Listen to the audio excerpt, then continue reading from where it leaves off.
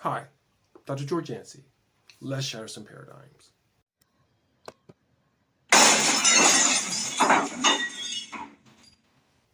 Paradigm I shared today concerns justice or vengeance. I want to keep talking about the death of Charlie Kirk because I'm concerned about bringing our country together, or bringing our society together at the very least. And this, I fear that this event can drive us further apart, but we could use it to try to start coming together. Use it as a wake-up call, if you will. And I hope that's what happens. This video, I'm going to talk mostly to conservatives. I'll have the next one comes out, we'll talk mostly to progressives. So if you're a conservative and you feel like I'm dumping on you, wait for the next one. All right. A couple of things have happened that I find distressing. First, there's a website that's going up, I believe called Kirk's Murderers, which is basically gathering up all the comments people are making, either criticizing Kirk or celebrating Kirk's death. Now, I'm not a fan of doing either one. The problem is the purpose of this website is to try to find these people to get them fired from their jobs.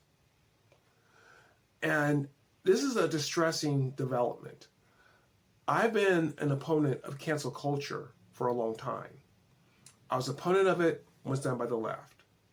I will be an opponent of it when it's done by the right.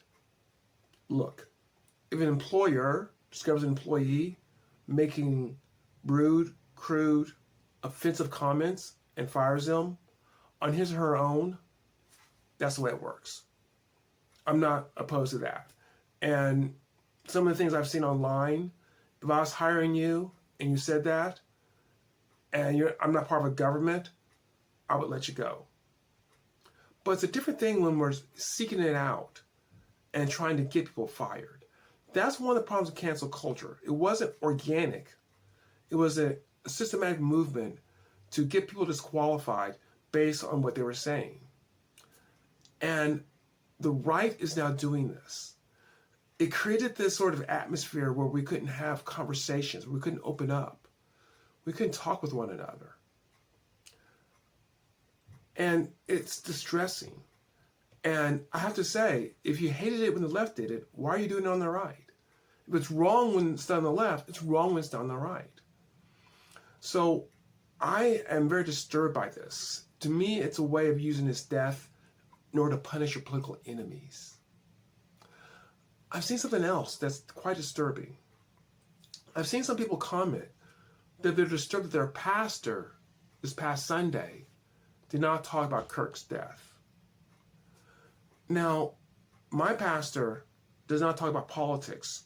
Talk about issues, but not politics. And I like that. If you go to a church that's very political, that's your choice.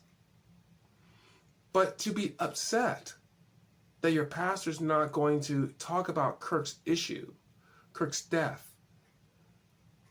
that seems to me like not something that we should be judging pastors over.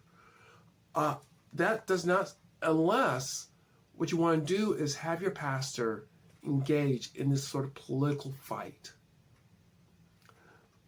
My fear is that Kirk's death is not an occasion for justice among some people, but an occasion for vengeance. And that vengeance will drive us deeper and deeper into this polarization that we're so mired in. Before I go on, let me just say that if this sort of conversation, if these sort of topics are of interest to you, please consider subscribing to my channel. At the end of this, if you like what I have to say, give me a like, comment. If you don't like, comment. So just a little commercial there. I hope some of y'all like what you're hearing. I want to have a channel where we can have a place for people who are neither on the left or the right, where we'll critique both or compliment both whenever it's appropriate. All right. The temptation for political gain is great. I'm already seeing some evidence that there's more support for Republicans tied to Kirk's death. Some have talked about how churches have grown. The temptation for Christians to use this to grow their flock is great as well. And I understand that. And look, if people are shocked by his death and move toward going to church or move towards the right politically, that's a consequence of the event. I'm not saying that in of itself is evil. What I'm saying is trying to manipulate this for even greater gain at the cost of dehumanizing people who disagree with you is going to drive further the polarization which contributed to his death. So, do we want a society where we're spending our time dehumanizing others?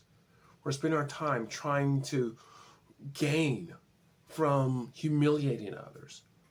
Or do we want a society where we're going to sit down and learn from each other and try to figure out how we can work together instead of apart?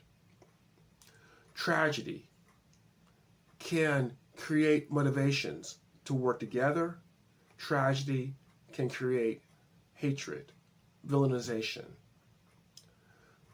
It's what we do with the tragedy. Do we head toward the victimization, where we as Christians constantly see ourselves as the victims? The sad part is that victimization can really ruin our social relationships. When we always have to see ourselves as the victims, then we don't have to take responsibility. We can make demands on people. That ruins our social relationships and makes it harder for us to find solutions where we can all come together on. Let me just say that for those who are supporters of Kirk and those on the right, that for you to feel pain and anguish is normal, understandable, and no one should criticize you for feeling the pain, feeling hurt, even who have the desire to lash out, to yell. That's understandable. And anyone who tries to diminish your right to do that, I'll defend you against that. But what I can't defend you against is using that pain to inflict pain on others. We could use that pain to channel it, to reach out, to create sort of world that maybe Charlie Kirk would want. We have words instead of bullets. Let's move away from polarization. Let's not misuse this tragedy. Let's use it, to the degree we can use it, to try to come together and overcome some of the hostility and anger that's unfortunately out there. I hope this made sense to you. And if it did, please come back. We can once again try to shatter some more paradigms.